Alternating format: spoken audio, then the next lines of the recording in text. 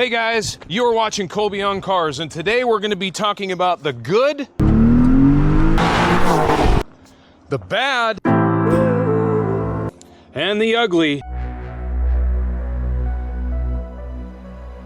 on the Porsche 993. Now, getting into the goods of the Porsche 993, we absolutely have to talk about its timeless design. At nearly 35 years old in the air-cooled design language, this car is very similar in dimensions and just kind of overall shape and its presence as the original 1963 901, which of course became the 911. And when you are around this car and you look at it, you really appreciate kind of where it comes from its original design, but also its modern updates in where they updated the mirrors and they changed the headlights and rounded off the bumpers. But it doesn't lose that original appeal of the original 911. Now, this particular car is a C2S, and what that means is it has the turbo bodywork. We get the little bit wider rear arches. The quarter panels are fatter. We got a much kind of wider back end, but it is void of the tail that would have come on the turbo. So what ends up happening visually is you see a lot more of the hips that are on this car. But I want to mention that the standard 993 also has a very nice roll to its quarter panel, and it has just a great kind of voluptuous round flavor to it that you didn't get in the 964 and the earlier cars, as the shape of those quarter panels is a little bit different. So the 993 has kind of its own unique styling in that way, but again, doesn't lose the kind of original elements of what the car started at. Another element of the looks of this car, the design of this car that I really appreciate are these turbo twist wheels. That's kind of the name that's been coined to these. These are actually the hollow spoke turbo twist, which is, again, same wheel that would have come on a 993 turbo. Coming back to the non-C2S or the more standard 993, most of them came with a cup wheel, which is also very attractive. What the point I'm trying to get across is we don't necessarily need a special model in the 993 to appreciate the design and the attractiveness of the car to keep it on the good list. Yeah, another thing that will be very familiar to you if you've spent any time in any of your 911, and that's going to be this interior. The dash layout is exactly the same, or very, very close to being the same as what the original car was. That gauge layout is one of my more favorite pieces of the interior. When you're driving the car and you have that tack dead center to you, that nice big, almost 5-inch tachometer in front of you, and then the other 4 gauges that flank it on the sides. The positioning of the seat, just the layout of this interior, it's pretty amazing that the basics here are the same as what they were in the 60s, and we can get in this car today and it doesn't feel like it's dated. It feels very current, and it's a really nice place to spend some time. Yeah, the Metzger engine in this car is a 3.6 liter. Of course, it's an air-cooled engine. The 96 to 98 cars all came with a Vario-Ram, which basically was their name of their variable length intake manifold. And the 96 and 98 cars made about 10 more horsepower than the original 993 engine, which was right in that 282 range for the Vario-Ram and about 272 for the non-Vario-Ram cars. Torque was about the same, about 260 foot-pounds. But we have to mention the engine because it's renowned. Like, people know the air-cooled engine in these cars. They know kind of the sewing machine type mechanical sound that it has, and ultimately the reliability and the amount of miles you can stack on it, and the way it makes power. It's a great power plant. Sounds awesome.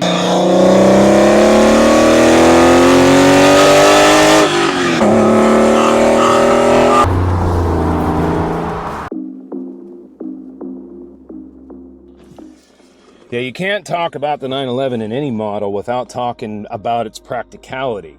Now, obviously, I'm a little bit too big to sit in the back of this car comfortably, but it is something to bring up because although other companies, other manufacturers have made 2+2 sports cars over the years, I personally don't believe anybody's done it better, speaking to styling and packaging, as a 911. Of course, another piece of the practicality, speaking to a 993, is its usability. And I don't mean just from a driving perspective. I mean, we can take this car to Costco, the grocery store, a school, whatever, mall parking lot, and enthusiasts absolutely recognize it, but for the most part, most people will just kind of stroll by a 911 versus a lot of the other sports cars that are of similar interest when we're talking about enthusiasts, like parking a Ferrari or a Lamborghini or something that just kind of shouts, hey, loud car, check me out. The 911 doesn't have that. It kind of flies under the radar around that, so it allows it some practicality in that aspect that I think a lot of people underestimate. Yeah, we certainly can't have the practicality conversation without talking about the amount of storage this car has. So we have a frunk, obviously, with the engine in the back, but you can see how deep this is. You can get a pretty good sized suitcase in here and duffel bag and whatever else. So out of town trips, groceries, whatever, the frunk in this car has a lot more storage than your average sports car from this genre. There's also storage here in the back. If we're not using the seats, you can fold these rear seats down, and you have a flat area here to put whatever else you need to do, an additional suitcase or whatever. So lots of practicality when it comes to being able to use this car along with all your stuff. Yeah, it's pretty hard to talk about innovation in the automotive world, not talk about Porsche. The 993 certainly was a piece of that, and the example kind of is the amount of progress this car had, the air-cooled 911 got in 35 years of production, was pretty crazy, the amount of stuff that they added to it. One of the things I wanted to talk about on the subject of being innovative is the 993, the 964 actually, before the 993, the 911 I should say, was one of the very first cars to ever come with active aero. The rear wing on this car deploys, I believe it's at 62 miles an hour, but it comes up and then retracts. The original active aero car, production car, was the Porsche 959 and the 964, and then of course this 993 has adopted that innovation. Yeah, another piece of that innovation, of course, is kind of how Porsche has updated the suspension over the years, from the original 911, and coming from basic torsion bar trailing arm suspension. The 993 got a multi-link rear suspension with coils, and that vastly improved the handling of the car and took a lot of its kind of snap oversteer issues out of it, which is pretty crazy, being that this is basically a rolling pendulum in that all of the weight of this car is all behind that rear axle. And so Porsche, to kind of be able to defy physics with this design, even all the way back to kind of the earlier, more rudimentary cars, is pretty crazy. And it's a pretty big step and/or example of what Porsche can do, speaking to the innovation of the design of the 911 and ultimately the 993. Another piece which I've already mentioned, but that would be kind of the gauge layout and mostly the location of the tachometer. It is dead center right in front of you, and it's a nice big size, almost 5 inches in diameter. And so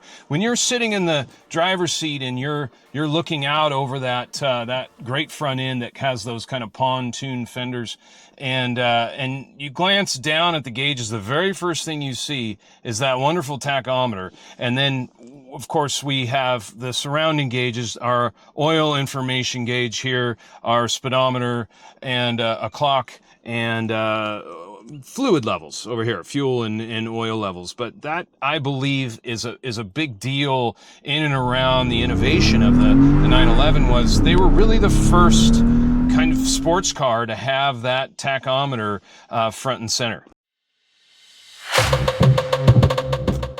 All right, driving experience.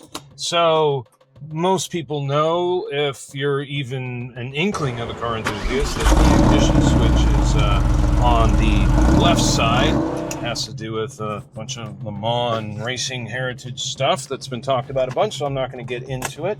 But I wanted to talk about all the things that are involved in getting in and driving this car. So very, very much immediately what happens if you don't, or you haven't, and you're not used to 911s, we need to talk about the way the pedals work in this car. They actually pivot off the floor like early Volkswagens, and their operation is fine, but if you're not used to 911s, that's something that might surprise you a minute, and super fast learning curve, but a little unusual.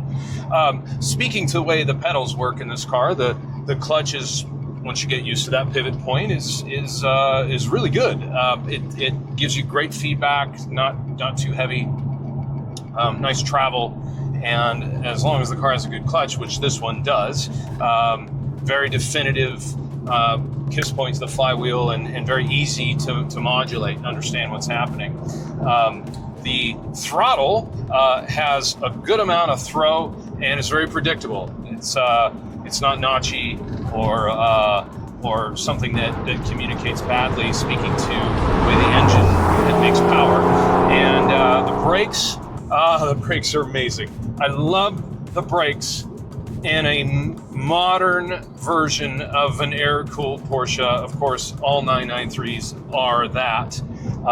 The pedal feel it's so good. It's when you get into, yes, the power assist, but not overly, and the feeling that you get through your foot when you apply the brakes, and the progressive nature of bite and all of it, it's phenomenal. It's really, really good. It's a great part of the 993. Gear changes. So, the shifter in these cars it's not amazing. It's not the best one I've ever used by any stretch, but it's really good. The distance between the steering wheel and the shifter is just right. I actually really like the lower console of these early cars, meaning 993s, air-cooled cars. The amount of room you have to move your arm around and find the ratio you're looking for is really convenient. So I do like the shifter. I think it's a good part of this car. Talking about kind of the drivability, one of the biggest things and the highest interaction point we have with any car we drive is the steering wheel, and of course being able to direct the car in the direction we want it to go. The 911 really shines in this area. The unusual kind of, again, defying physics of a car that is not mid-engine or not front engine and not having that weight over the front wheels. These cars turn in remarkably well. They load up amazing. The suspension is great. This is a huge part of the good of a 911 is the steering and the interaction and relationship with direction changes and the confidence that it gives you.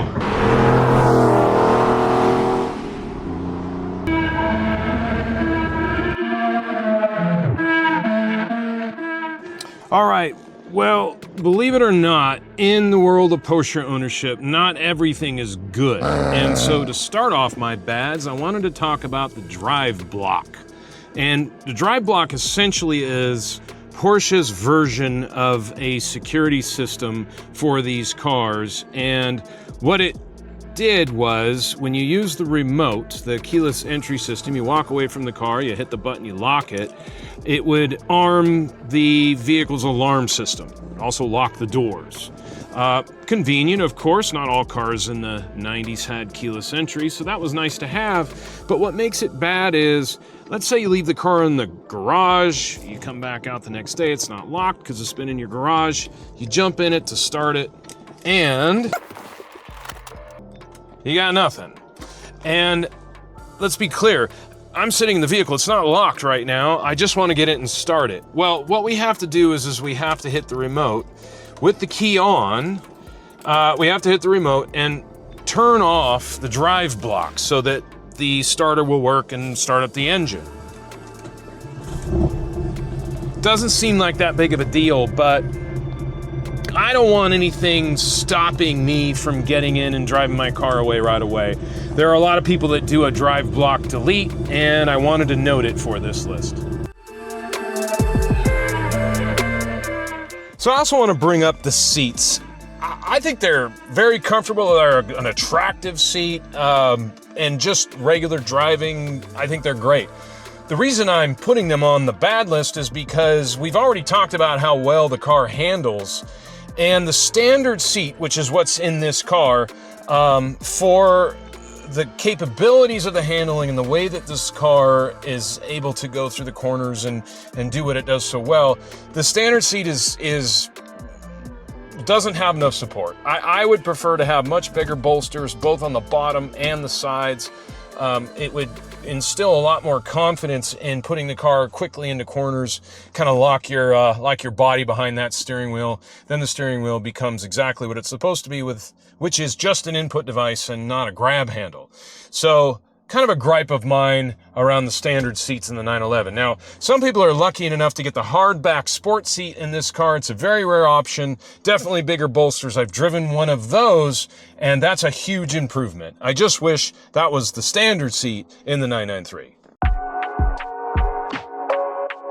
So the last thing I'm going to talk about that I'm going to put on the bads is the car's just too good at doing everything, which, I mean, probably sounds absolutely ridiculous. I think so many of us strive to get to perfection, at least at the level of car that we want to buy. If we're a driving enthusiast, we want to find a car that gets us to perfection. But what I would say about that is that being a guy that gets to drive a lot of different vehicles, the perfection, it's a little bit too sterile, a little surgical, and it removes some of the entertainment value that you would get in a competitor to this car. Like, I mean, an example would be a Ferrari 355. Like, that car arguably doesn't do a lot of things that this car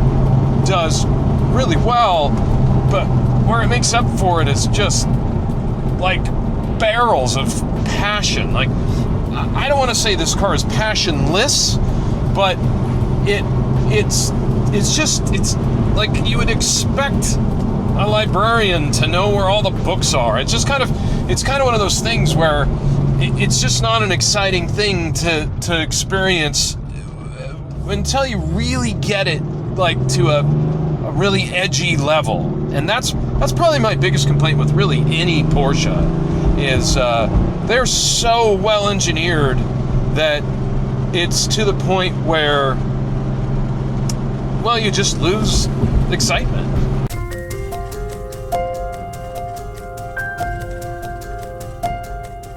Okay, let's cover some ugly. And I gotta be honest, this was actually pretty difficult to do. The Porsche products just in general, which I've owned a lot, I'm happy to own this one now, I have others, are really hard to find some ugly with, especially when you compare them to a lot of other brands and vehicle ownership type situations. But I have a couple, and I'm going to fill them in for you. So the first one is going to be, and I really hate this about it, but 993 specifically are selling for so much money. And the reason that I feel this is part of being on the ugly list is because the air-cooled 911 has been such an enthusiast car for such a long time. And sometime in that 07, 08 era, these cars became more of a commodity or more of a speculation car. And I have a high amount of disdain around that, because you can't just go buy a 993 anymore. I mean, these cars, even in non-special trim, like non-C2S, non-C4S, non-turbos, are selling close to 100 grand. I mean, you're knocking on the door of a six-figure sports car. And that's not how this used to be. Like in relation to where the dollar sat and values and things like that. I mean, you used to be able to buy these cars for 20, 25, 35 grand, somewhere in there. And now you can't even touch them under 75 grand. Even salvage title cars are north of $50,000. And so that to me is a pretty easy ugly when we talk about Porsche 993.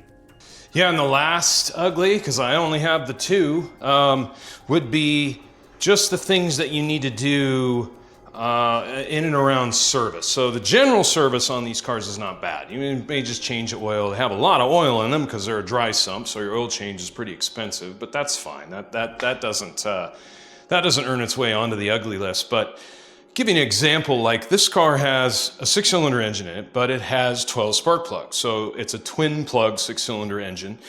And whatever, that's fine. You got 12 spark plugs to buy. Also, not a big deal. However, in order to put spark plug wires on these cars, which they need periodically, you have to either remove the intake manifold while you're inside the engine compartment, which is incredibly laborious, or you just take the engine out of the car. And that's what we had just done with this car. We had pulled the engine out, we did spark plug wires, and while we were in there, which is the famous last words, right? While we were in there, we did a flywheel, throw-out bearing, a clutch. We resealed the chain, all the seals around the chain tensioner boxes, resealed basically the whole engine, and just went through and did a major service on the car. So the fact that yet another car that I'm covering needs the engine pulled out to do some relatively routine maintenance type stuff, I think justifies being ugly. Well, there you have it, guys. That is my good, bad, and ugly on the Porsche 993. I hope you enjoyed the video. If you've made it this far, as usual, thank you very much for watching. I would hugely appreciate a thumbs up. If you like my content, go ahead and give me a subscribe. I'm going to be doing more in this series, the good, the bad, and the ugly. I super appreciate all of your time. Thanks again for watching. Have an awesome day, guys.